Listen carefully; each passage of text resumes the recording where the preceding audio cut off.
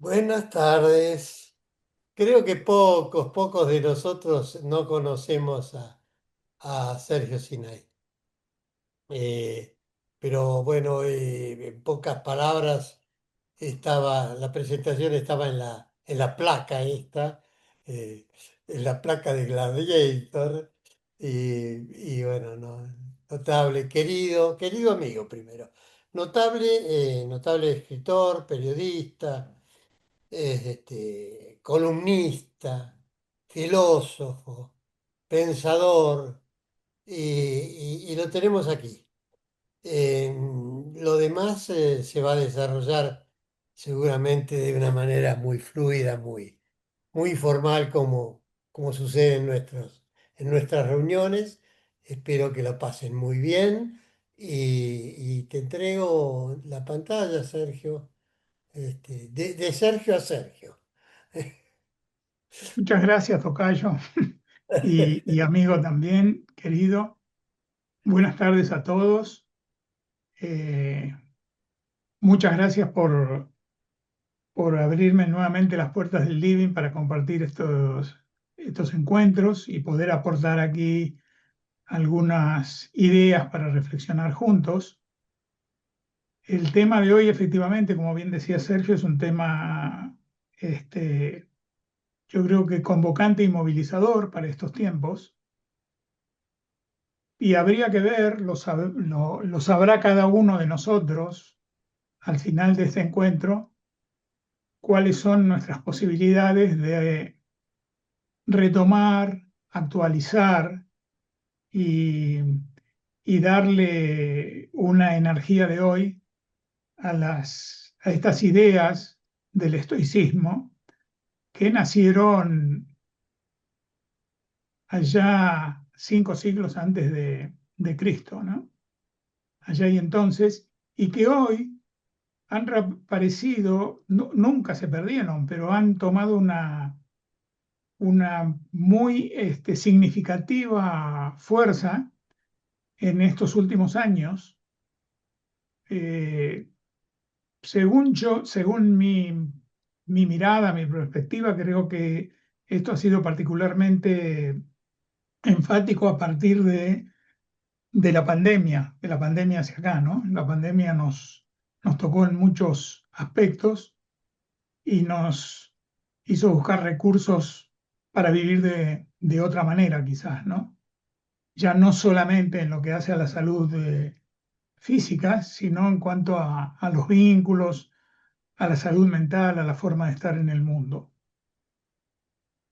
Lo que yo quiero compartir hoy con ustedes no es un profundo estudio del estoicismo, porque eso nos llevaría a muchos encuentros, pero sí un detenimiento en las ideas centrales de esa corriente filosófica y sobre todo la posibilidad de conectarlas con hoy y aquí, con nuestra manera de vivir hoy y aquí.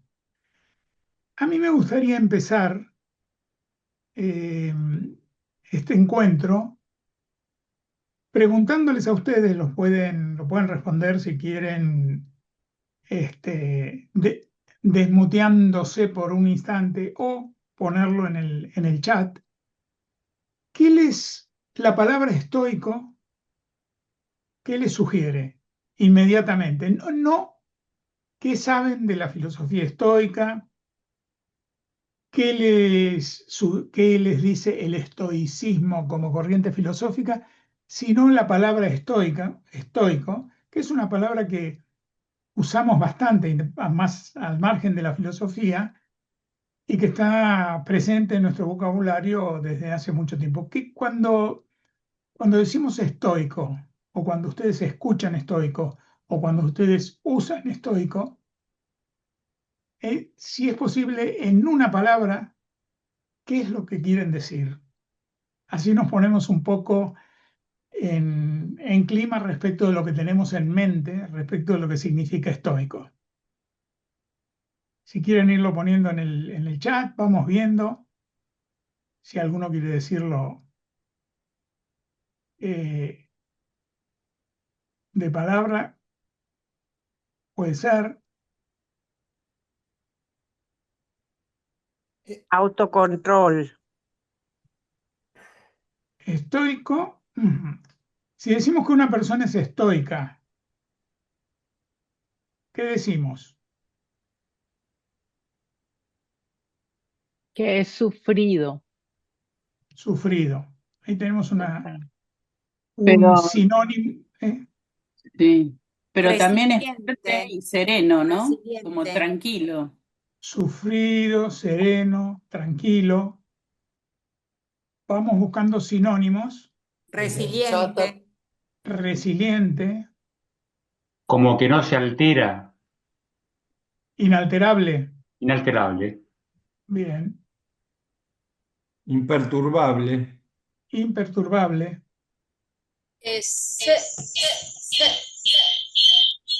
Ser fiel a uno mismo. Ajá. Coherente. Ahí hay una opinión también canina, tenemos. sí, ¿Cómo, De sí. fondo. ¿Cómo no escuché la respuesta, Sergio? No, digo que teníamos una opinión canina de fondo que también a lo mejor tiene lo suyo para decir. Y era una opinión firme, figura en Firme. el chat, firme. Eso no sé si se escuchó, que para mí ser estoico en estos tiempos es ser fiel a uno mismo. Ujú. Coherente. Sí, poder ser fiel a lo que uno es interiormente, su esencia. Mm, Me parece que hoy en día, a mí por lo menos me resulta un poco difícil. ajá. Te resulta difícil ser estoica Me en ese resulta a aspecto. veces ser fiel a mí misma, Mm, ser bien. plenamente fiel.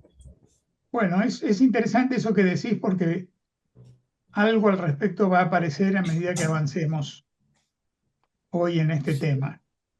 Yo puedo leer algunas palabras en el chat, por Bien. ejemplo, presente, formal, fortaleza de nuevo, heroicidad, eticidad, ético, fortaleza emocional, mira cuántas cosas.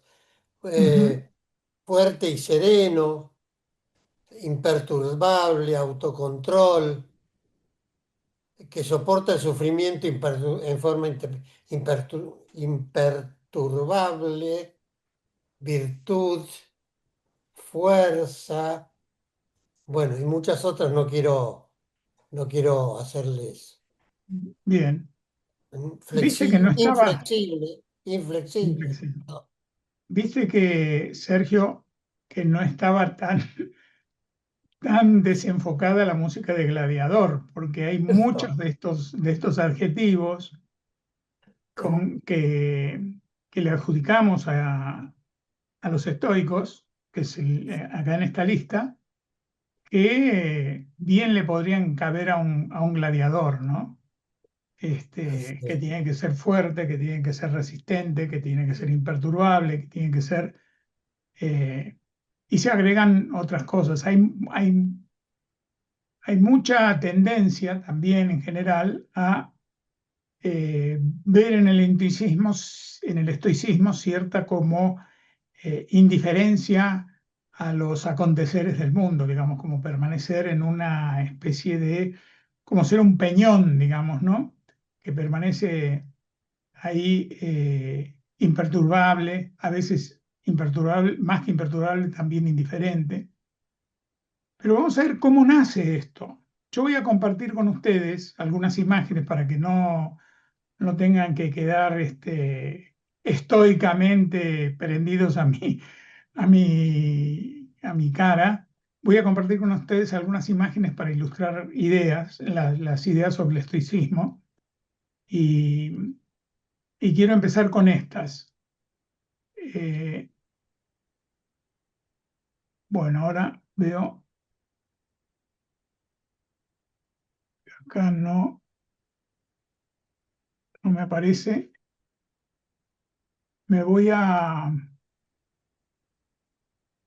Voy a salir de la pantalla completa para entrar.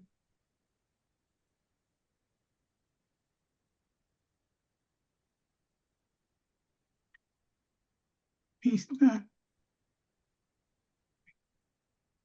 Bien. Ahora vuelvo.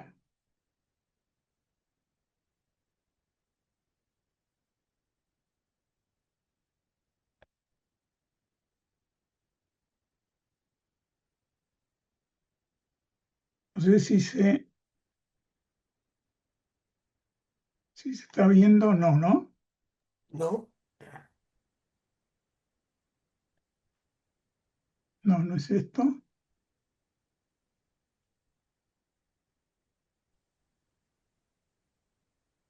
Bueno, vamos a seguir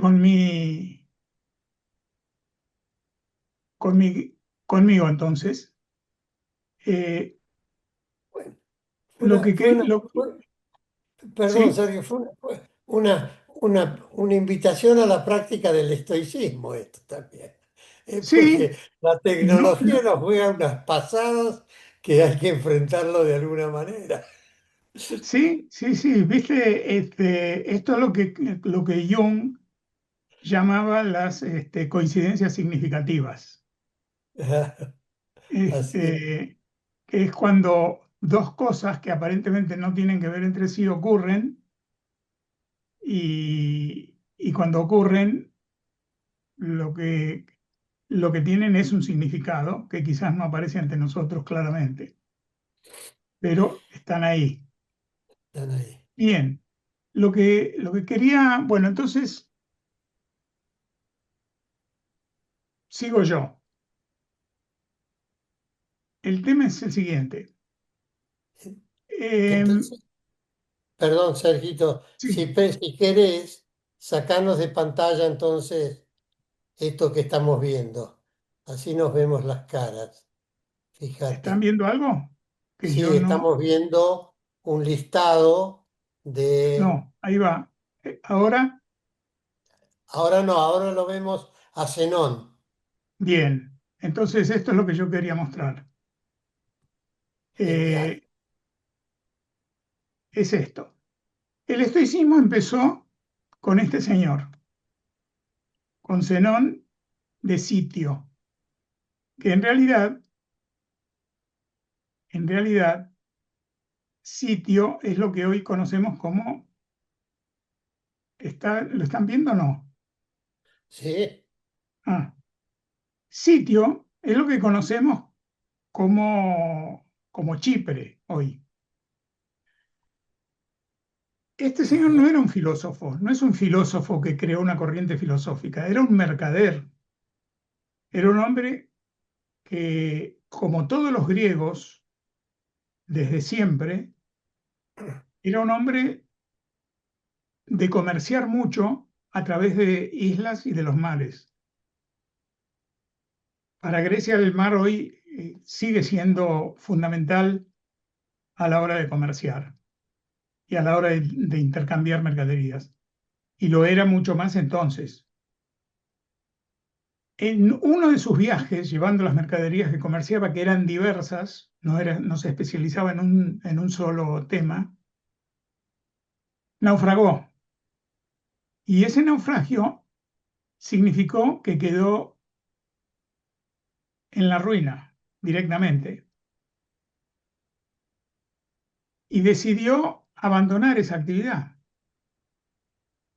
Y empezó y vagaba con lo poco que le había quedado por las calles de Atenas. Entró en una librería, no en lo que hoy sería una librería, puesto que no existían como tales, pero entró en un sitio donde se hablaba de filosofía y quedó prendido de algunas ideas que lo empezaron a hacerse preguntar por su vida y a pensar un poco esto que decíamos antes, que quizás lo que le había ocurrido con el tema del naufragio encerraba algún tipo de mensaje, que él se tenía que dedicar a otra cosa, tenía que dejar navegar de una isla a la otra, comerciando, cambiando mercaderías y repensar su vida. Empezó a repensar su vida y empezó por pensar cómo afrontar esta situación que lo había arruinado en algún aspecto y le había abierto oportunidad de volver a ver su vida en otro aspecto. Aquí hay algo, pensaba Zenón. Y lo que empezó a pensar, en primer lugar, tenía que ver con cómo seguir cuando él creía tener su destino trazado y exitoso, cómo seguir cuando se interponía lo aleatorio, algo que no dependía de él, algo que había ocurrido a pesar de su voluntad y que lo había dejado, sin embargo, vivo para seguir su trayectoria existencial. Empezó a pensar en voz alta esto y a transmitir sus ideas en lo que en la época de Roma se conocería como ágora, que eran espacios públicos donde la gente se reunía para esto, justamente, se reunía para, digamos, para charlar, para conversar, para intercambiar ideas, ideas acerca de la vida, acerca de la ciudad, porque las ciudades eran estados en sí mismos en ese momento. Y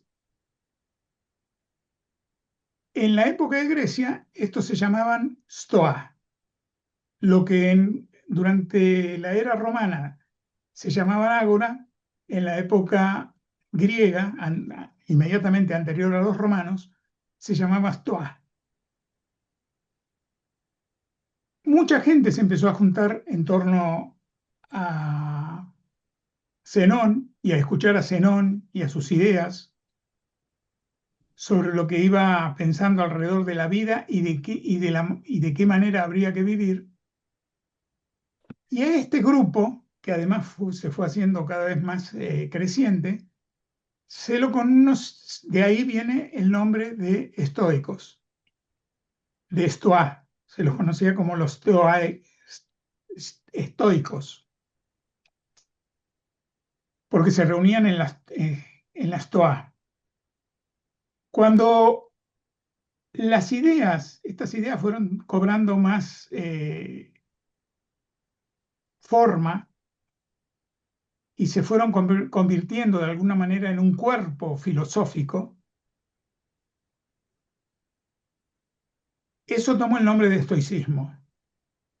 Y aparecerían después ya muchos importantes filósofos griegos y romanos, porque en realidad, como decíamos al principio, a raíz del tema de la música, el estoicismo nace en Grecia, pero en una época en que ya es más cercana al advenimiento del Imperio Romano. Y donde realmente después se va a extender con fuerza es en el Imperio Romano, aunque tiene importantes filósofos griegos que también toman ideas de allí. Para citar solo algunos nombres de grandes pensadores estoicos, bueno, Marco Aurelio, el emperador romano Marco Aurelio, que fue algo que hoy no tenemos en ningún tipo de dirigente político, ni de emperador, ni de rey, ni de presidente, un auténtico filósofo, un hombre que al margen de gobernar Roma pensaba y mucho en qué era la vida, en cómo vivirla. De hecho, están en los pensamientos de Marco Aurelio, que eso sí, a los que podemos acceder hoy fácilmente, están publicados en numerosas ediciones y tomos, y son realmente valiosos, movilizadores, incitadores a pensar. Séneca fue otro de los grandes pensadores estoicos.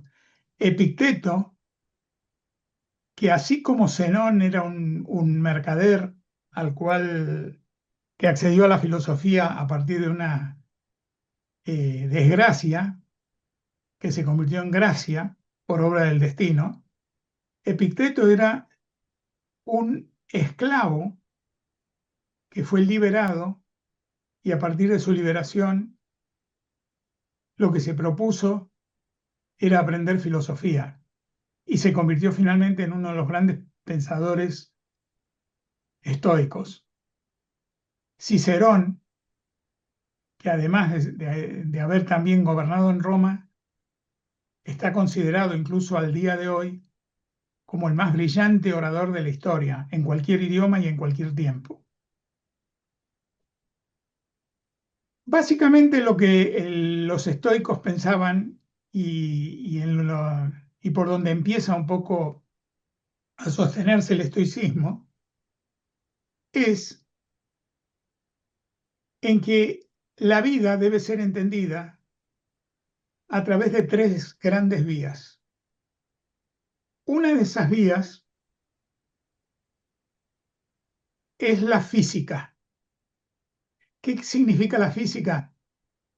La comprensión de las leyes de la naturaleza.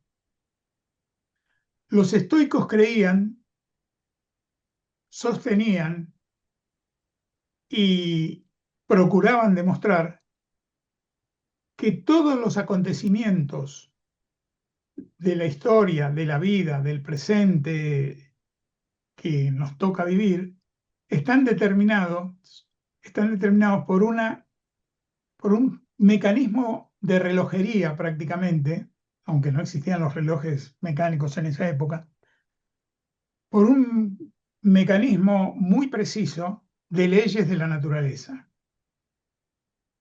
Que no hay casualidades, aunque a nosotros en nuestra vida muchos hechos se nos presenten o nos sorprendan como casualidades.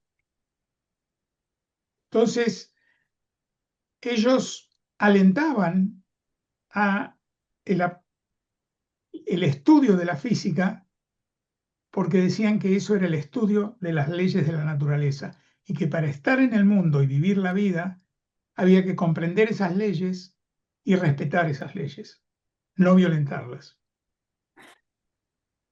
Una segunda vía de abordaje para la vida estoica es la lógica, que es la comprensión de las leyes del conocimiento. Ellos lo llamaban las leyes del conocimiento, que serían las leyes del pensamiento. ¿Cómo funciona nuestra mente? ¿Por qué accede a ciertas ideas? ¿De dónde nacen esas ideas?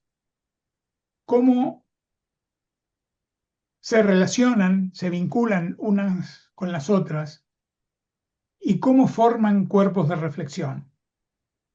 La física para las leyes de la naturaleza, la lógica para las leyes del conocimiento, del pensamiento, de la mente,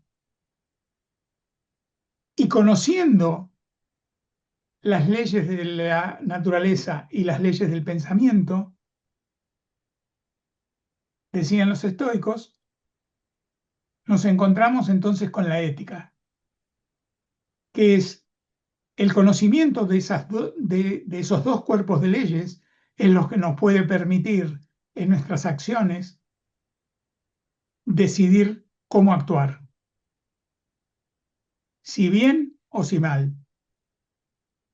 Y esto ya es una responsabilidad personal, porque si uno conoce esas leyes, uno debería saber qué es lo que está bien y qué es lo que está mal. No actuaríamos a ciegas, no actuaríamos por casualidad, sino actuaríamos respetuosos de las leyes de la naturaleza y aplicando las leyes del conocimiento. Y esto de la ética como elección acerca de lo que está bien y está mal, como vamos a ver ahora un poquito más adelante, tenía una enorme importancia en el pensamiento estoico y lleva a otras conclusiones. ¿Hasta acá se entiende? ¿Vamos bien? Sí, sí. Sí, perfecto. Bueno, voy ahora, como dije al principio, la verdad es que hay mucho para desarrollar del estoicismo, pero voy a concentrarme en algunos puntos específicos. Una cosa que sostenían los estoicos es que, y que sigue sosteniendo esta filosofía desde el momento en que está viva, es que una cosa son los procesos de todos los hechos de la vida y otra cosa son los resultados en que terminan esos procesos. Y decían, nosotros podemos de alguna manera planificar el proceso y hasta un cierto punto acompañar el proceso, marcar una dirección, poner en juego ciertos recursos para ese proceso, pero de ninguna manera podemos controlar el resultado. El resultado nunca está en nuestras manos. Esto sería, dicho en términos más sencillos, es idear, planificar, empezar, impulsar y soltar. Porque apegados al resultado, muchas veces, empecinados en el resultado, muchas veces, olvidamos el proceso, queremos saltar, muchas veces queremos llegar sin viajar. Y ni viajamos ni llegamos, o no llegamos a donde queríamos viajar. Porque lo importante es el viaje, lo importante es el proceso. El resultado será eso, un resultado, pero muchas veces no está totalmente en nuestras manos. ¿Y qué pasa cuando aparece aquello que no está en nuestro proyecto de vida, que no está en un proyecto de trabajo, que no está en nuestras previsiones y que no responde a nuestras expectativas? Cuando aparece el imponderable, lo que no es objeto de nuestro control. Este es un punto esencial del pensamiento estoico. La aceptación de aquello que no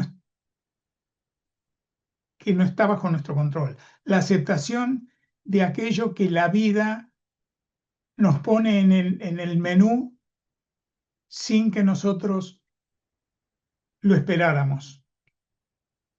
Y además nos lo pone muchas veces como plato único. Frente a esto uno puede negar, evitar, empecinarse, aferrarse a la queja, resignarse, que no es lo mismo que ustedes ven como en esta imagen la aceptación y la resignación están en los polos opuestos. Aceptar no es resignarse. Aceptar es justamente, y está conectado con algo que yo decía antes, que veíamos antes, aceptar es saber de alguna manera profunda, inconsciente si se quiere, que esto que ocurre, que es aleatorio, que estaba fuera del programa, estaba fuera de nuestro programa, pero no estaba fuera del programa, esto según los estoicos, de las leyes de la naturaleza. Y a veces por no aceptar esas leyes, decían, se intenta violentarlas. Con lo cual lo que ocurre es todavía peor. Este es un tema esencial del pensamiento estoico y que va a conectar también, como veremos más tarde, con algunas corrientes de pensamiento de hoy. Esto de que, esta idea de que ante lo inesperado, lo aleatorio, lo incontrolable, lo fuera de programa, lo inevitable, a pesar de que creíamos que era posible evitarlo, ¿a qué nos invita? Nos invita, si no, a modificar nuestra actitud. Si no se puede cambiar lo que está afuera, siempre se puede cambiar lo que está adentro, que es nuestra actitud frente a aquello que no depende de nosotros. Y esto, decían los estoicos, es una de las grandes enseñanzas que nos puede ofrecer la vida. No quedar estancados en una única actitud empecinada ante una situación. Podríamos llamarlo humildad también, bajarse del caballo, saberse parte a lo mejor desconocida para uno mismo de una trama mayor, abrirse a lo que ocurre y estar abierto a nuevos aconteceres. Esta es una pregunta para hacer juego con el título de este encuentro, que era ¿Podemos ser estoicos? Vayámonos preguntando, por ejemplo, si hacemos esto, si podemos hacerlo, si podríamos disponernos a aprenderlo, porque de la posibilidad de actuar de esta manera depende que podamos ser estoicos o no. No solamente porque no se trata, como vamos viendo, solo de ser aguantadores, imperturbables, duros, rocosos o resilientes, sino también hay otro aspecto, que es el de la flexibilidad, la apertura, la posibilidad de cambiar.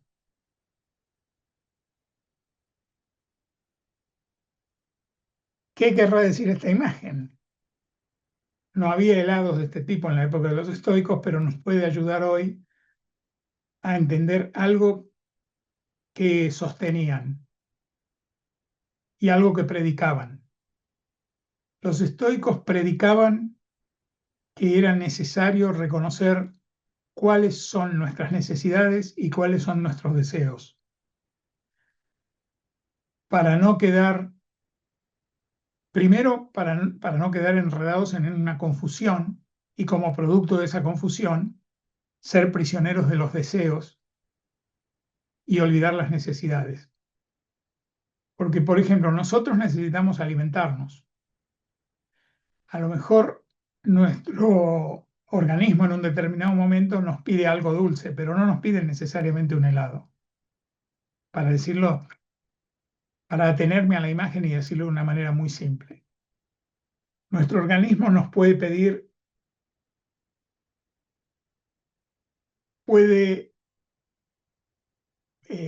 a través de la sed, recordarnos que necesita hidratarse, pero no nos está pidiendo ni una determinada marca de cerveza, de champán, de vino o de ninguna bebida. Nos está pidiendo agua, básicamente. Si nosotros podemos atender a nuestras necesidades y no a los deseos, porque las necesidades son En realidad las verdaderas necesidades humanas no son infinitas. Los que son infinitos son los deseos. Porque la necesidad que se atiende trae como consecuencia calma, equilibrio y serenidad.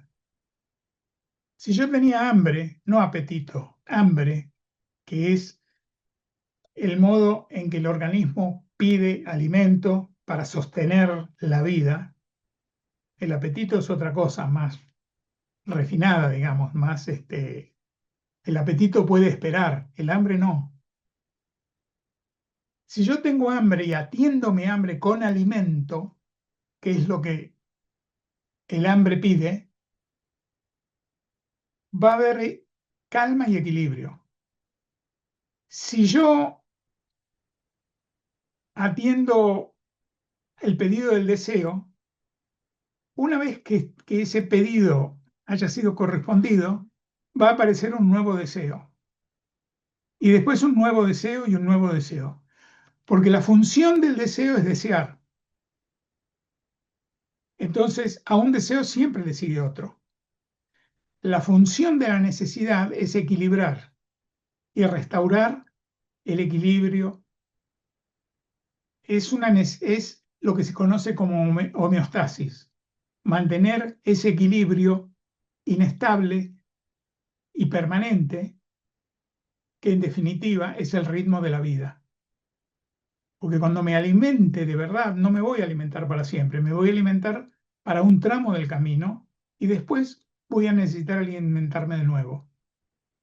Pero por un tramo bastante largo, la necesidad no va a estar golpeando a mi puerta. Y el deseo va a ir cambiando siempre de forma, de cara, de disfraz, para continuar todo el tiempo acicateándome. Entonces, esto era algo que marcaban muy claramente los estoicos. Diferenciar la necesidad del deseo. ¿Lo hacemos? ¿Podemos hacerlo? ¿Estamos dispuestos a prestar atención a nuestras necesidades para diferenciarlas de nuestros deseos? Puede resultar a lo mejor difícil en un principio, pero a la larga nos va a aliviar mucho el equipaje con que marchamos. Y hasta el presupuesto, en muchos aspectos también, ¿no?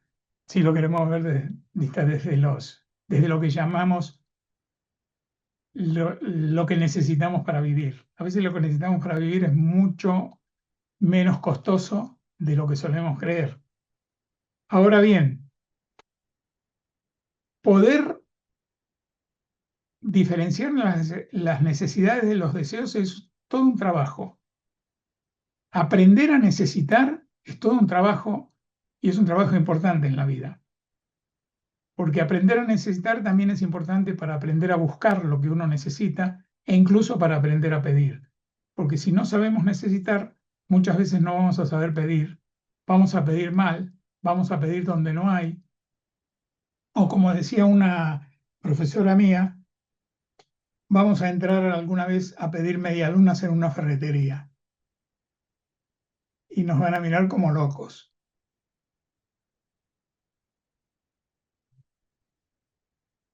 Aquí viene un tema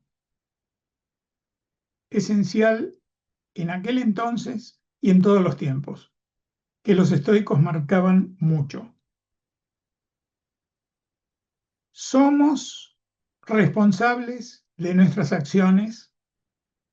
Todas nuestras acciones tienen consecuencias y tenemos que responder a esas consecuencias, no evadirlas, no transmitir lo que son nuestras responsabilidades, no transmitirlas como culpas de otros, sino que asumirlas como responsabilidades propias, porque responsabilidad y culpa no es lo mismo. Esto que voy a decir ahora no lo decían los estoicos, es algo que pienso yo. Yo pienso que cuando hay en una comunidad humana, en un grupo, desde el más pequeño, podemos empezar desde una pareja, una familia, un grupo de trabajo, hasta seguir y seguir hasta hablar de una comunidad entera y hasta de la humanidad entera. Cuando más personas actúan responsablemente en el sentido de responder por las consecuencias de sus acciones, es decir, que si yo empujo esa primera ficha, van a caer otras. Y yo tengo que responder a todas las que van a caer por la primera que yo empujé. Si yo respondo porque tengo argumentos sólidos y lógicos para haber hecho esto, o no los tengo, pero ahora que descubro las consecuencias, acepto esas consecuencias y veo cómo puedo reparar, si es que es reparable, pero respondo. De ahí viene la palabra responsabilidad, de responder. Cuanto más cantidad de personas actúan responsablemente, y subrayo actúan porque no es cuanto más cantidad de personas se dicen responsables, sino cuanto más cantidad de personas actúan responsablemente en una comunidad humana o en un grupo humano, hay menos culpa circulando. Porque como los responsables de una determinada acción asumen la consecuencia, ya no hay que buscar un culpable porque está el responsable. Cuando hay déficit de responsabilidad, hay inflación de culpa, ya que la inflación es una palabra de moda en nuestros tiempos y en nuestro país. Hay inflación de culpa donde hay carencia de responsabilidad. Es una relación inversamente proporcional la que se da entre la culpa y la responsabilidad. Los estoicos no lo decían como lo estoy diciendo yo, pero sí insistían en todas sus charlas, en los escritos que dejaron. Epicteto no dejó escritos, pero Séneca sí, por ejemplo, Marco Aurelio también, y siempre insistieron en el tema de las consecuencias de nuestras acciones y de la responsabilidad de hacerse cargo de esas consecuencias. Conecto esto con algo que vimos antes, que es que ellos decían, conociendo las leyes de la física y las leyes de la lógica, ya no se puede no ser responsable. Ya no se puede, ya uno está en condiciones de saber qué hacer o qué no hacer, es decir, de actuar dentro de lo que llamaban la ética. Otro tema importante en el estoicismo, en el pensamiento estoico, la relación entre razón y pasión. Ellos la llamaban pasión, nosotros hoy la llamaríamos emociones. La relación entre la razón y la emoción. Decían que básicamente, y lo decían, esto también es bastante moderno, entre comillas, si se quiere, esta idea que allá y entonces sostenían los estoicos, que nuestras primeras reacciones son siempre emocionales y que si nosotros actuamos siempre de acuerdo con la primera reacción o la primera impresión, decían ellos, podemos ser llevados al corazón de las mayores tormentas, o podemos ser nosotros quienes desencadenamos esas tormentas. No llamaban a eliminar la emoción, pero sí convocaban a que fuera la razón la que dirigiera la emoción. Esto, pensado de otra manera, podríamos imaginar un jinete y un caballo, y podríamos pensar que el caballo son las emociones y el jinete es la razón. El caballo puede galopar bravamente, saltar obstáculos, saltar precipicios incluso, pero también puede, si su jinete no lo sabe gobernar, si no es idóneo, pueden irse el caballo y el jinete juntos al fondo de un precipicio. Es importante la bravura del caballo, pero es importante también la idoneidad del jinete. Un jinete sin caballo no es jinete, y un caballo sin jinete es un potro salvaje. Entonces, emoción y razón son un caballo y un jinete. Y esta no era digamos, la figura usada por los estoicos, es la figura con que lo quiero explicar, pero es importante esa combinación. No se puede quitar ni una ni la otra porque justamente por las leyes de la naturaleza y las leyes de la lógica, ambas nos habitan y ambas están en nosotros. Pero el orden de funcionamiento es según el pensamiento estoico, siempre la razón gestionando, gobernando o dirigiendo a la pasión, como la llamaban ellos. Un punto importantísimo y una palabra que aparece repetidamente en los escritos estoicos es templanza. Esto que quizás hoy nosotros o aquí apareció como imperturbabilidad, que en realidad es, como la definían ellos, era serenidad ante el acontecer. Mantenerse sereno y contemplativo. La contemplación es la observación de los acontecimientos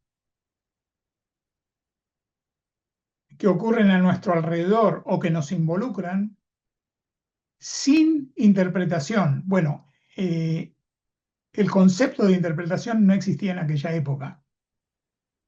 Lo introduzco ahora como parte de lo que hoy se considera que es la contemplación. Es la observación sin interpretación.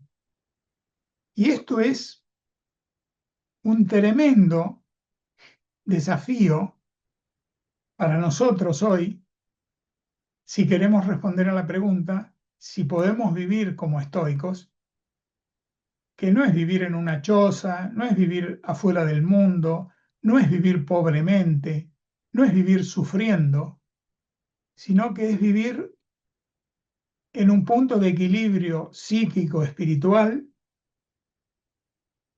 que nos permita ir modelando nuestra actitud ante lo que la vida nos va proponiendo día a día. Y en esto, para ellos, el tema de la templanza era esencial y aparece una y otra vez. La invocación a la templanza, a la observación sin interpretación. Si están anotando preguntas, no dejen de anotar esta, porque este es un desafío tremendo, que en un mundo, además, altamente psicologizado, para bien y para mal, como el que habitamos hoy, donde además permanentemente nos diagnosticamos unos a otros, psicótico, narcisista, esto, lo otro, o sea, donde rápidamente nos etiquetamos, esto es todo un desafío, observar sin interpretar. Hace esto porque le pasa lo otro, lo que quiere en el fondo es tal cosa, me lo dijo porque piensa que. ¿Podremos irnos despojando de esto de a poco hasta convertirnos en los más serenos observadores posibles? Me lo pregunto a mí mismo en primer lugar, porque no me sale todo el tiempo. Llevamos muchos siglos y generaciones y en un mundo acelerado, sobre todo en los últimos tiempos, mucha intensidad en esto de interpretar todo. Y la interpretación erradica la templanza, erradica la posibilidad de la contemplación serena.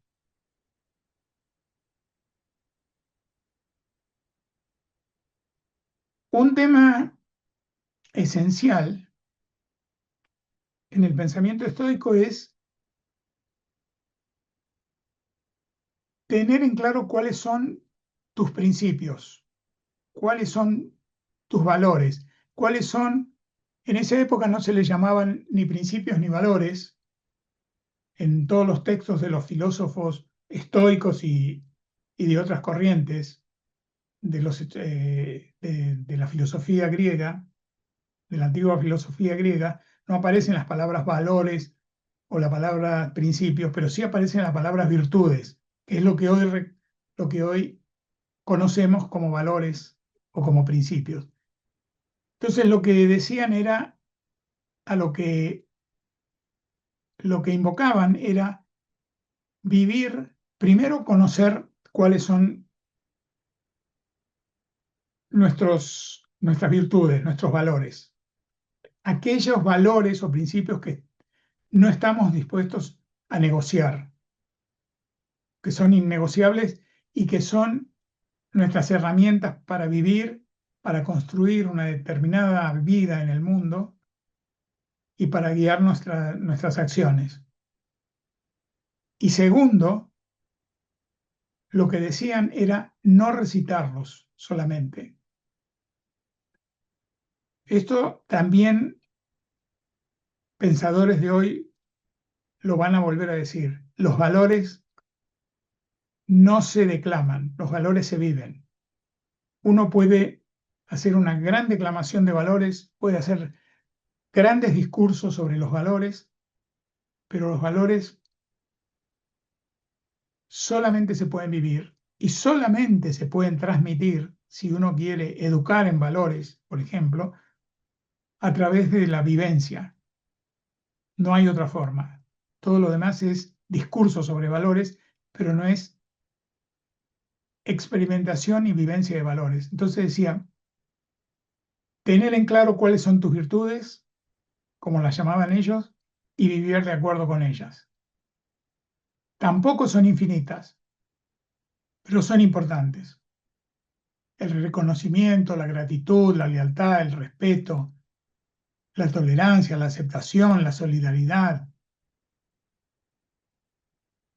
¿Cuáles son?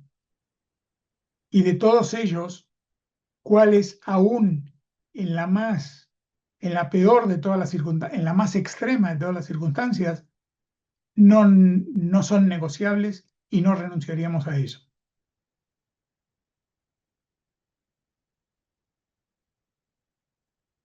Algo a lo que invitaban los estoicos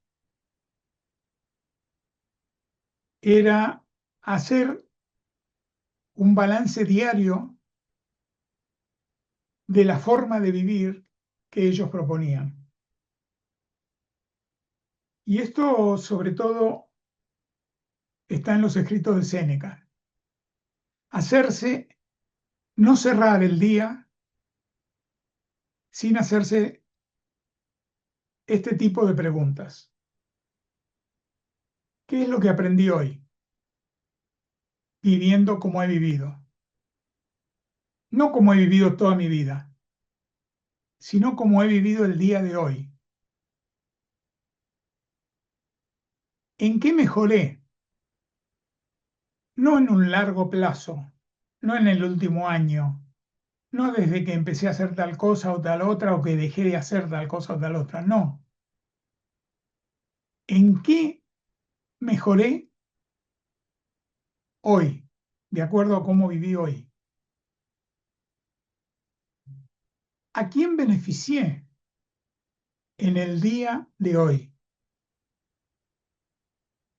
¿A través de qué acciones? Puede haber ocurrido que haya beneficiado a alguien sin saberlo en el momento, pero puedo darme cuenta en este balance nocturno o en este balance de cierre de la jornada. ¿Y en qué mejoró el mundo? ¿En qué mejoró el mundo? Gracias a algo, aunque sea mínimo, pequeño, inadvertido quizás por otros, que yo hice en el día de hoy. Y a mí se me ocurre, mientras estaba planteando esta pregunta, se me cruzó un ejemplo tonto, estúpido y pequeño, pero que a veces esos tipos de ejemplos son como en un holograma, en un pedacito de un enorme holograma, está sintetizado una idea mayor, que yo puedo haber levantado, si hoy levanté un papel que alguien tiró, así, se comió su chocolate, iba caminando delante mío y tiró el papel. Yo puedo pelearme con esa persona, puedo ser indiferente a esa actitud y seguir caminando yo también. Puedo llamarle y decirle, che, se te cayó tal cosa. O puedo levantarlo y tirarlo en el próximo cesto que encuentre.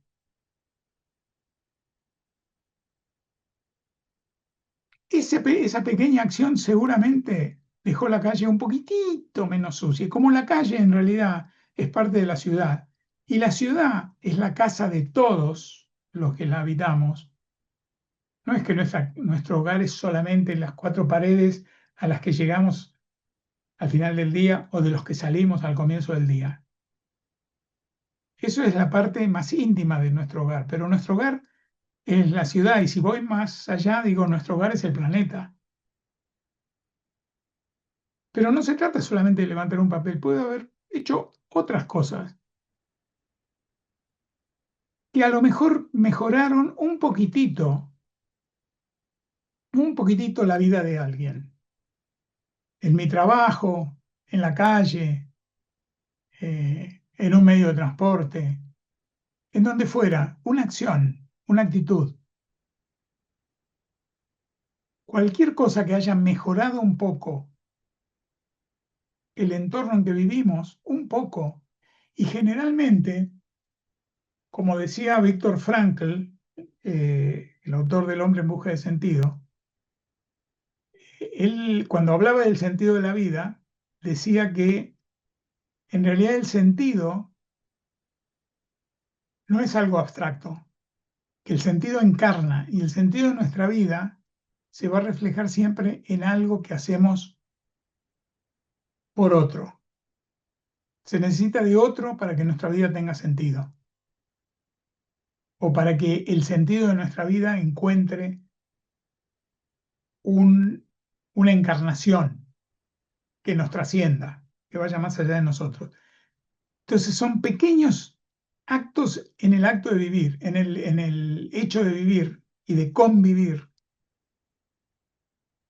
los que pueden hacer que el mundo entero mejore. Y cuando digo mundo, voy a traer acá una idea, estoy trayendo ya a un par de pensadores que no son estoicos, como, bueno, Viktor Frankl, y ahora voy a mencionar a Hannah Arendt, esa gran filósofa alemana que habló de la banalidad del mal, bueno, que ese es todo un tema, que no es el que voy a traer ahora, sino que algo que decía Hannah Arendt que era muy interesante. Ella decía, una cosa es el mundo y otra cosa es el planeta. El planeta es esa enorme, esa esfera que está en el universo y que es la Tierra, ¿sí? Y que gira en torno al Sol. Eso es el planeta. En el planeta está todo. Están las especies animales, vegetales, los humanos, está todo aquello que nosotros podemos llegar a conocer o con lo que llegamos a convivir. Eso es el planeta, pero eso no es el mundo, decía yo. El mundo es lo creado por los humanos dentro del planeta. En todo sentido. En sentido físico, en sentido vincular, en el sentido de las relaciones, en el sentido... Entonces, lo que primero tenemos que mejorar, y como producto de eso quizás hacemos un bien al planeta, es el mundo. Es toda esa trama extraordinariamente compleja que hemos creado a partir de que existimos como especie. Esa trama de entre nosotros. ¿Se entiende esto? Bien.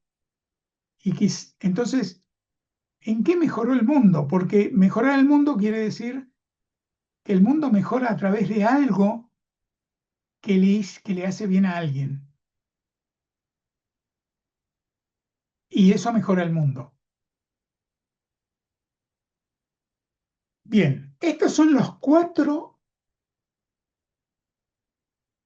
grandes temas estoicos, o en los temas en los que ellos sintetizaban su filosofía.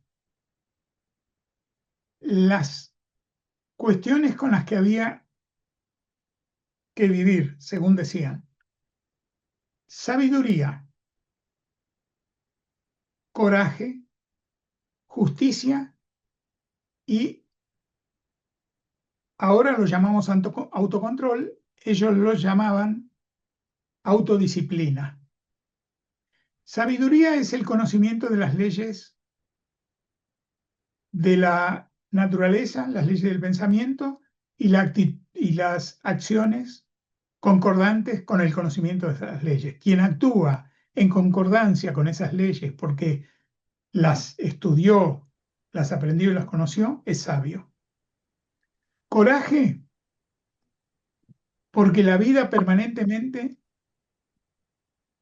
nos trae, no es que nos puede traer, nos trae, como decía al principio, platos fuera del menú y que no son todos de nuestro gusto y que muchas veces no son de nuestro gusto. No solo de nuestro gusto, sino que pueden provocarnos dolor. Cicerón decía que en muchas ocasiones vivir puede doler y que el dolor es también parte de la vida, que no hay ninguna filosofía que elimine el dolor. Entonces, hay que tener coraje para vivir y para estar dispuesto a seguir haciendo el camino de la vida, afrontando las vicisitudes de ese camino, que a veces van a ser favorables, pero otras veces no lo van a ser no van a ser favorables ni deseables. Justicia. En Roma, particularmente, los estoicos bregaron mucho por el tratamiento humano, no por la liberación de los esclavos, era una idea demasiado anticipada, digamos, quizás a su época, pero sí por un tratamiento humano a los esclavos. No se oponían a que hubiera esclavos porque eso estaba naturalizado en la Roma de la expansión estoica. Pero sí lo que una y otra vez insistían y peleaban por eso, y cuando digo peleaban quiero decir que a veces se peleaban duramente, es por un tratamiento humano del esclavo. Eso, retomado por los pensadores históricos que siguieron a lo largo de la historia, fue bregar por la justicia siempre. Un estoico no puede, según decían ellos, apartarse del mundo. Tiene que vivir en el mundo y tiene que hacer todo lo posible para que en el mundo de su tiempo,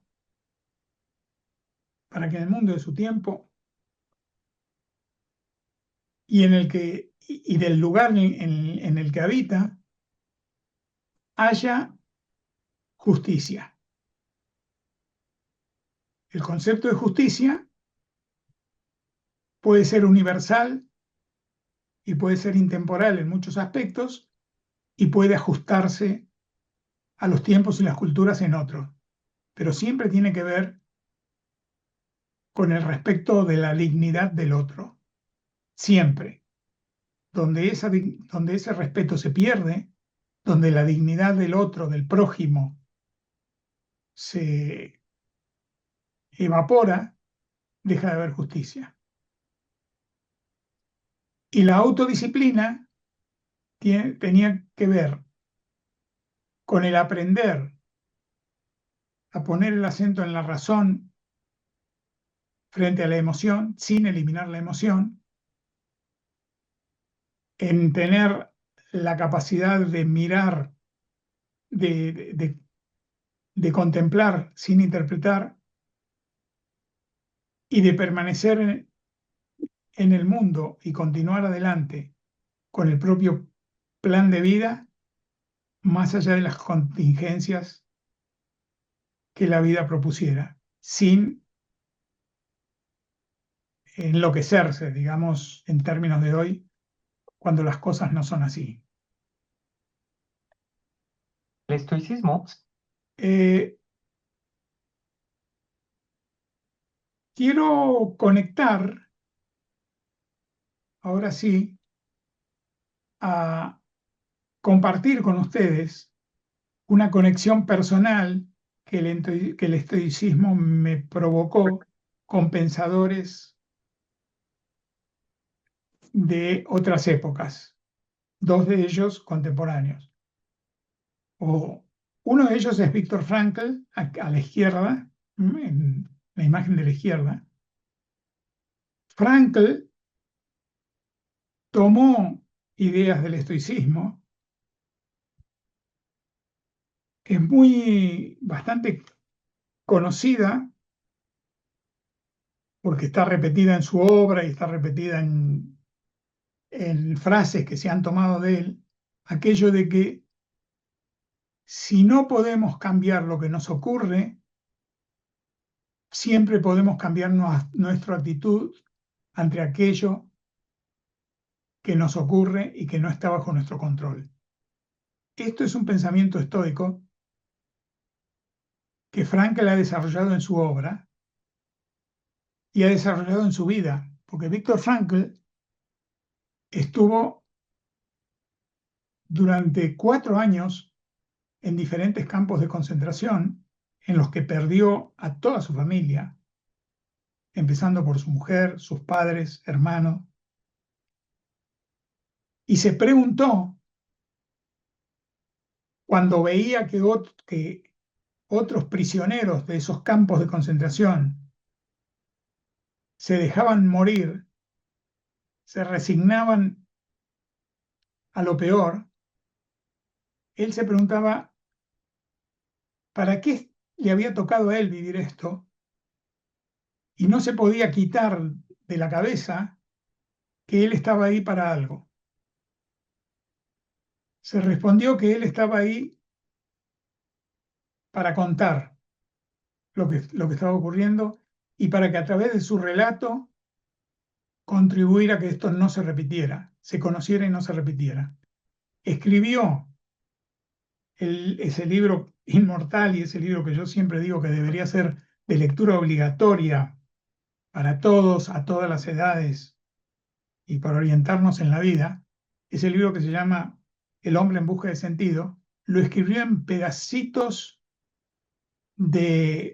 desarmaba cigarrillos y escribía ahí con pedazos de carbón, con pedazos de lápiz, etc. Lo escondía en el forro de su uniforme de prisionero. Fue escribiendo así. Llegó a tener todo el libro escrito en pedacitos así de papel y lo perdió todo en un momento en que lo cambiaron de campo. Y a la salida del campo de concentración, a pesar de eso, lo recordaba entero y lo volvió a escribir. Y ese libro no solamente le permitió descubrir el sentido de su vida, porque Frankl decía que a la vida nosotros no le damos un sentido, ni el sentido viene de afuera, que en la vida de todas las personas hay un sentido y que nosotros tenemos la tarea de descubrirlo, pero que el sentido de una vida está inscrito en esa vida. Él descubrió así cuál era el sentido de su vida y a través de su libro y de su experiencia vital ayudó a que muchas otras personas encuentren el sentido de las propias, de sus vidas. Y esto es un pensamiento estoico el que tenía Frank. El señor que está en el medio es Immanuel Kant. Kant, prácticamente el padre de la filosofía occidental moderna en el siglo XVIII, es un pensador complejo en muchos aspectos, pero hay una idea muy clara en él que también es una idea estoica. Obviamente, Kant no desconocía a los estoicos. La idea de Kant era una de las tantas ideas de Kant, como el imperativo categórico, etc. Pero la que quiero subrayar acá es que las acciones morales, y él entendía qué es una acción moral. Una acción moral es aquella acción que respeta la dignidad del otro. En su imperativo categórico, Kant decía, si vas a hacer algo que va a lastimar profundamente a otra persona, como mentir, matar, castigar, estafar o cualquiera de estas, engañar, cualquiera de estas cosas, y estás dispuesto a que esa acción se convierta en ley y por lo tanto todos lo hagan, sea una ley universal, adelante. Pero si no estás dispuesto, no lo hagas. Y las acciones morales, decía, dejan de ser morales, es decir, abandonan su condición de acción moral cuando esperamos una recompensa por esa acción. Cuando uno hace lo que se debe hacer, no tiene que esperar ninguna recompensa, decía Kant, porque la recompensa está en la acción. El que espera una recompensa por su acción moral, en realidad lo ha hecho por la recompensa, no por el aspecto moral. Y esto es estoico, porque los estoicos decían esto: desapegarse de los resultados, no esperar recompensa por las acciones. Y el tercer rostro que vemos aquí es de un gran terapeuta fallecido el año pasado, argentino, y para mí también un gran pensador, que en lo personal aprendí muchísimo de él, muchísimo, de manera directa y personal, que es Norberto Levi, de quien yo les recomiendo que lean un libro que se llama La sabiduría de las emociones, porque es un libro estoico, porque en ese libro Levi explica con enorme sabiduría, sensibilidad y sencillez cómo nuestras emociones, si las comprendemos, si las desentrañamos, traen mensajes, y cómo esos mensajes pueden hacer que no haya buenas o malas emociones. No hay malas emociones como el odio o la ira, sino que todas las emociones tienen un mensaje que tenemos que aprender para no ser víctimas, prisioneros y objetos del impulso emocional. Tenemos que aprender a leer y a entender a través de la razón y del pensamiento. Y eso es también estoico. ¿Con esto qué quiero decir? Que el estoicismo ha estado vivo, silencioso, pero ha atravesado las épocas, ha pregnado en muchos pensadores, ha pregnado en las actitudes de muchas personas que son estoicas sin saberlo y sin ser filósofos ni pensadores, y sigue presente. Y quiero tener dos ejemplos de incluso lo que el estoicismo puede producir en la política. Dos hombres que supieron esperar, que se fueron amoldando al acontecer de la vida, que remontaron situaciones que no estaban en sus planes, que tenían claro cuál era el destino de sus acciones, aunque tuvieran que ir por caminos que no eran los más directos o lo que hubieran esperado, que fueron estoicos de verdad, como Nelson Mandela en Sudáfrica y el Mahatma Gandhi en la India. Y liberaron a sus naciones y las incluyeron en el concierto de las naciones como países independientes. Bueno, como para terminar, hagamos este simple resumen de actitudes para una vida estoica. Propuestas para una vida estoica sería superar el prejuicio y la primera impresión. Esto cuesta, porque el prejuicio y la primera impresión, y el prejuicio no siempre es consciente, el prejuicio muchas veces está insertado en nosotros desde antes de nosotros. Superar el prejuicio y la primera impresión. Recordar que todo es fugaz. Esto era algo que los estoicos decían y en lo cual insistían e insistían e insistían. La fugacidad de la vida, porque aceptar la fugacidad de la vida es lo que le da valor a la vida y lo que le da valor a las acciones. Si todos fuéramos inmortales, todo daría lo mismo. Pero es la fugacidad. La vida, ¿por qué es importante? Porque es fugaz. Entonces es importante lo que hacemos en ella. Por eso insistían en ese balance del final de cada día. Lo vinculaban con la idea de la fugacidad. Decían que el lamento y el arrepentimiento no cambian lo ocurrido. Por lo tanto, lo ocurrido ocurrió. Hay que hacerse cargo. Proponían que la razón modere y oriente a la emoción. Que respondamos a las consecuencias de nuestras acciones, es decir, que seamos responsables.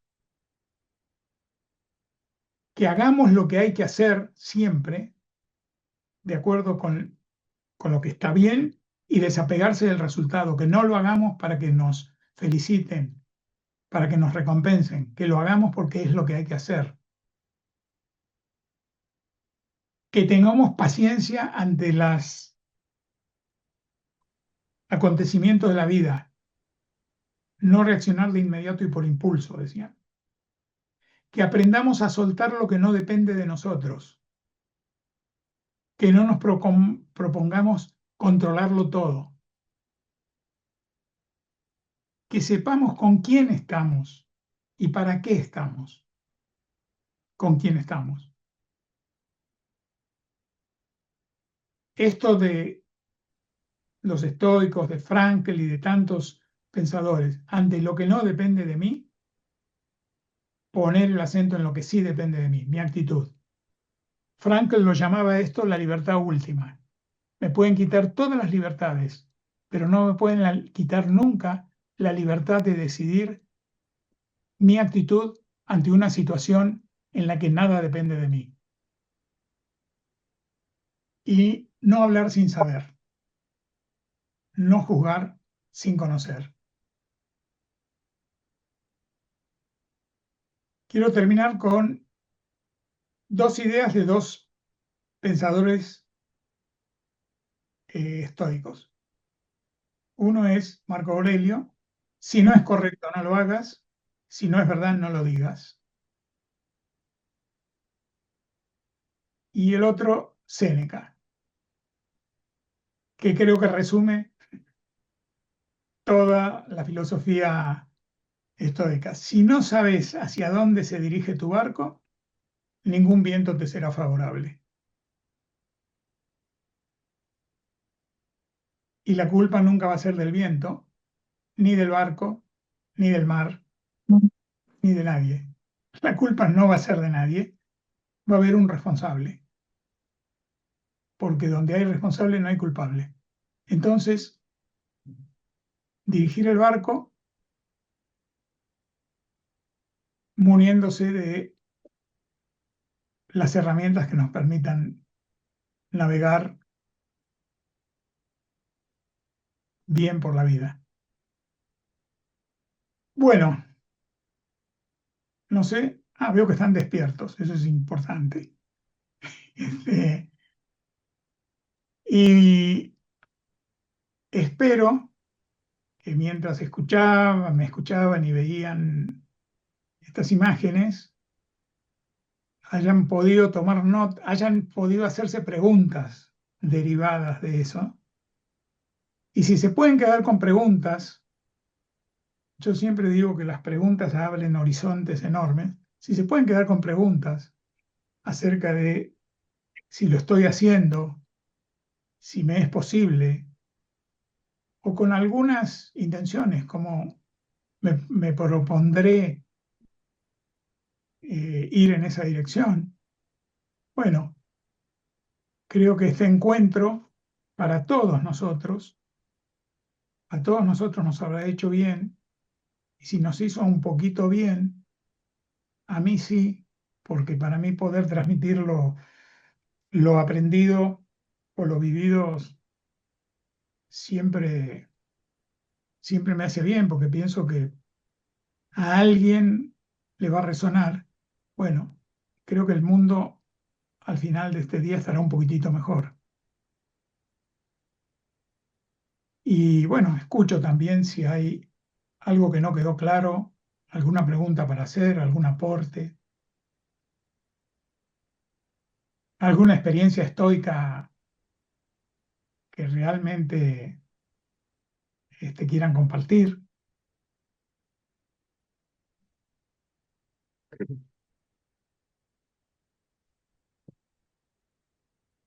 A mí se me ocurre, no sé, no es una pregunta, es una observación, o mejor quizá una pregunta que me hago yo mismo, ¿no?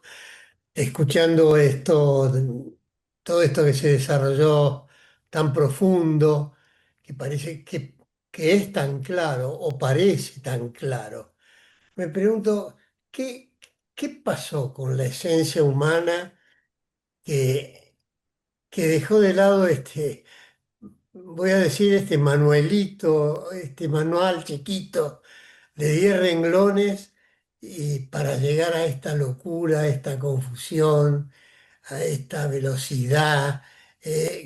¿Cómo se puede comparar, no? Me pregunto yo mismo, ¿cómo pasé de esa serenidad, de esa templanza, de ese equilibrio de la niñez a esta locura de hoy, como mis 80 y pico de años, donde pasan los misiles por todos lados?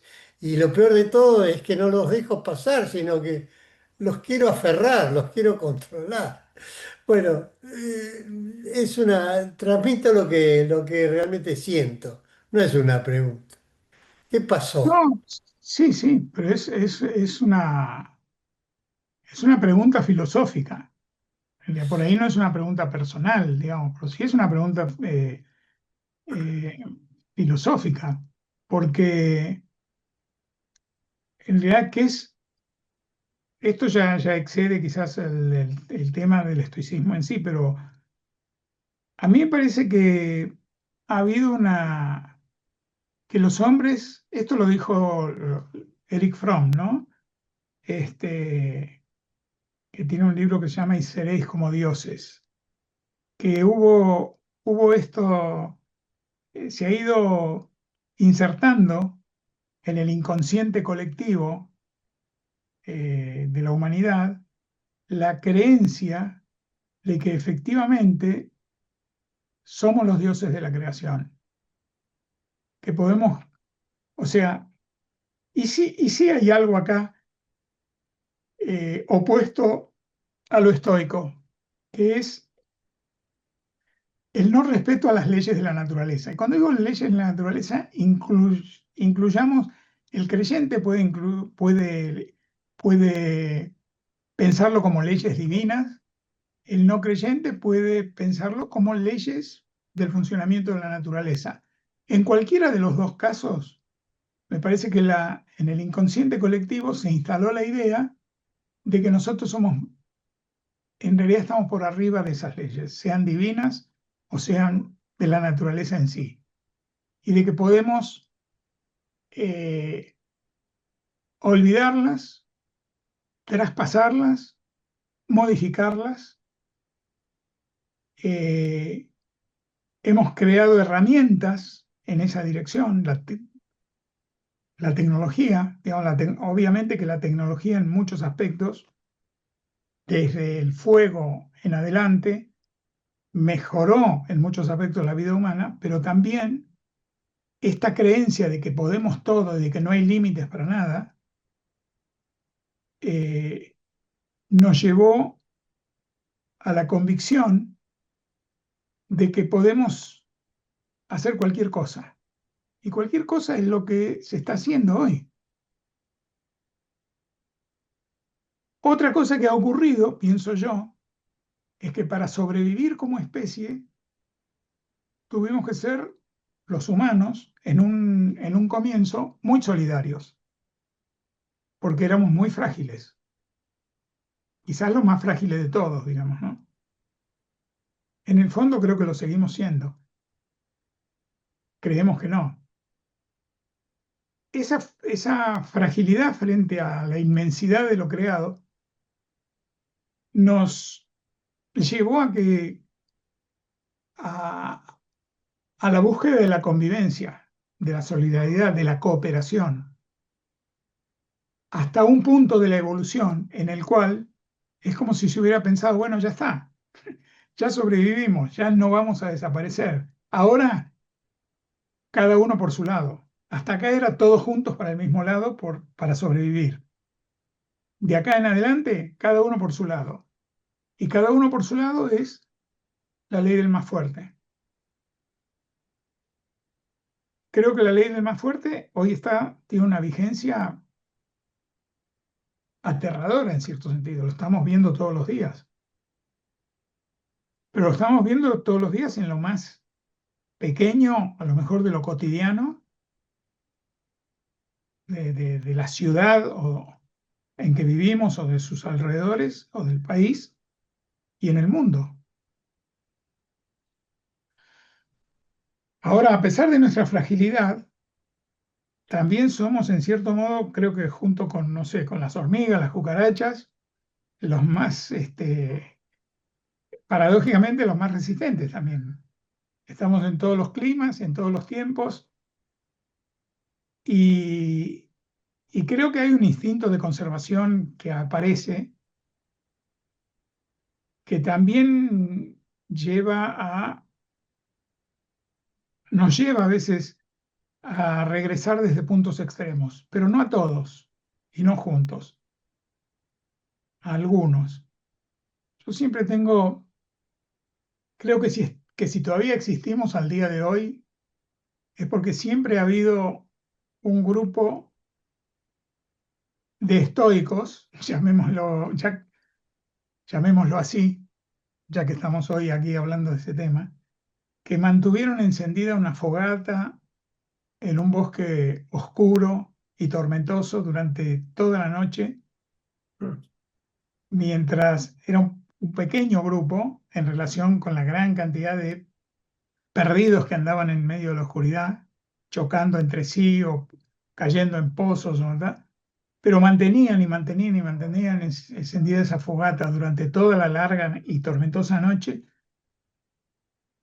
para que como actúe como faro o como guía para los que estuvieran dispuestos a acercarse y sobrevivir primero para convivir después, porque de esto se trata. Esta es la historia de la humanidad, si es que la humanidad va a perdurar. Primero sobrevivir, que fue lo que hubo que hacer, y después convivir, porque convivir es vivir con, ¿no? Es vivir con el otro. Y estamos en un momento de mucho sin vivir, vivir sin el otro. Esto tiene que ver con un tema que por ahí en algún momento a lo mejor daría también para una charla, que es cuánta tecnología necesitamos y qué tipo de tecnología y con qué uso y para qué. Y con qué guía moral. No quiero ser moralista, ¿no? A veces al usar esta palabra uno puede parecer como moralista, pero no, pero digo guía moral en el sentido más puro de la palabra moral. Me parece que hemos llegado a un punto de prescindir incluso de la moral. ¿Y qué dice la moral? La moral dice,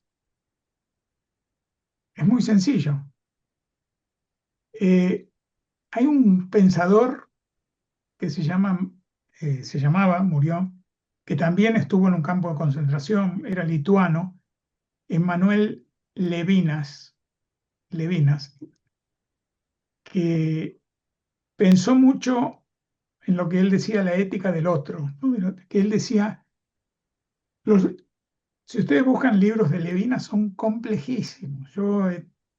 Algunos entendí y otros no entendí, ¿no? No los entendí. Pero hay algo muy simple que sí dice él y que es maravilloso. Levinas resume la moral en una frase de 4 palabras. Él dice, toda la moral de la humanidad se resume en una frase de 4 palabras. Usted primero, por favor. Digamos, 4 palabras y una coma. Usted primero, coma, por favor. ¿Qué es la honra del otro? Es la honra del otro. Para poder decir usted primero, por favor, primero tengo que levantar la vista y ver que hay alguien ahí. Tengo que darme cuenta de que quizás los dos queremos pasar al mismo tiempo por un lugar donde solo pasa uno. Y tengo que honrarlo y respetando diciendo, primero usted. Vamos a pasar los dos, pero primero usted. Entonces, esto decía Levinas es la moral. Y la moral nos dice,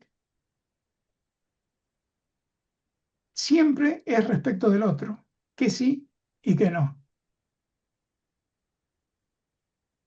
Y el otro está ausente hoy, en la mirada de, en la, yo lo encuentro que muchas veces que está ausente, en la mirada del vecino, a veces del consorcista, del vecino del barrio, del que hace una cola y se filtra, desde las cosas más simples y cotidianas hasta la mirada de los que gobiernan, los países, las instituciones, el mundo. Entonces, ahora, ¿cómo se recompone todo este tejido?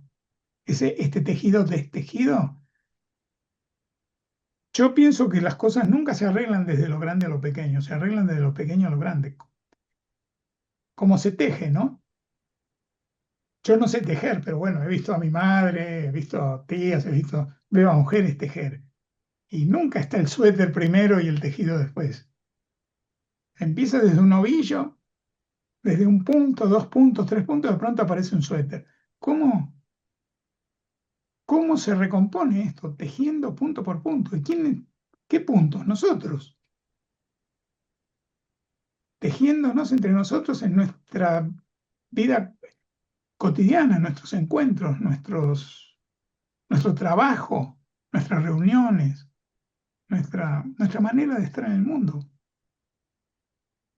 Como, qué sé yo, como marido, esposa, hijo, padre, amigo, tío, ciudadano, no sé. Tejer lo destejido. ¿Con qué agujas? Bueno, a- los estoicos, para volver a ellos, ahí nos dan un montón de agujas y de ovillos, pero hay que tejer.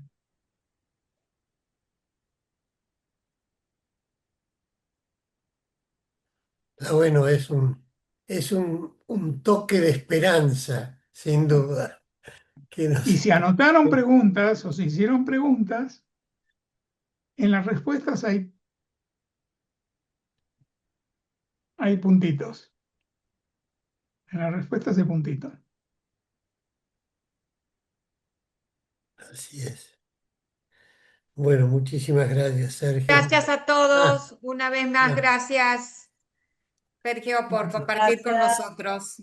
No, gracias, un placer enorme. Muchísimas Y como gracias. dije antes, Muchas gracias, saludos desde USA. Gracias, muchas gracias. Muchas gracias. un abrazo. Muchas grande. Mire, nos gracias. vemos. Hermoso volver a los living. Muchas gracias. Gracias. Muchas gracias. Chao. Chao, Chao, chao. chao. Gracias. Gracias. Chao. Infinitas y nos estaremos viendo.